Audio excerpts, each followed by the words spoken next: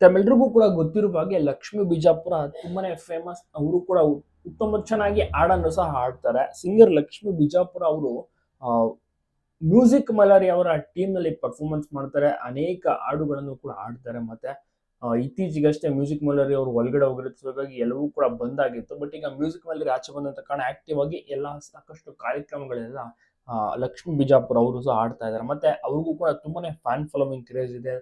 ತುಂಬಾ ಜನ ಇವರ ಹಾಡುಗಳನ್ನು ಕೂಡ ಇಷ್ಟಪಡ್ತಾರೆ. ಮತ್ತೆ ಸನ್ಮಾನವನ್ನು ಸಹ ಮಾಡ್ತಾರೆ. ಯಾವ ರೀತಿ ಅಂದ್ರೆ ಹಾಲಿನ ಅಭಿಷೇಕವನ್ನು ಸಹ ಮಾಡಿದ್ದಾರೆ ಅಭಿಮಾನಿಗಳು. ಆ ರೀತಿಯ ಒಂದು ಹುಚ್ಚು ಕ್ರೇಜ್ ಈಗ ಅಭಿಮಾನಿಗಳಲ್ಲಿ ಮೂಡಿರುವಂತದ್ದು. ಮತ್ತೆ ಹೂವಿನ ಹಾರದ ಅಭಿಷೇಕ, ಸೊ ಈ ರೀತಿಯೆಲ್ಲ ನಾನಾ ರೀತಿಯ ಅಭಿಮಾನವನ್ನ ಅಭಿಮಾನಿಗಳು ತೋರಿಸ್ತಾರೆ. ನಿಜವಾಗ್ಲೂ ಕೂಡ ಒಂದು ಕ್ರೇಜ್ ಇಷ್ಟರ ಮಟ್ಟಿಗೆ ಇದೆ ಅಂದ್ರೆ ನಿಜವಾಗ್ಲೂ ಸೂಪರ್ ಅಂತ ಹೇಳ್ಬೋದು.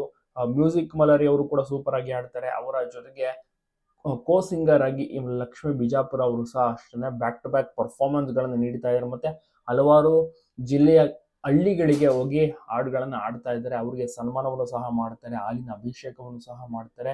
ಮತ್ತೆ ಆಲ್ಬಮ್ ಸಾಂಗ್ ಗಳನ್ನು ಕೂಡ ಆಡ್ತಾರೆ ಲಕ್ಷ್ಮೀ ಬಿಜಾಪುರ ಅವರು.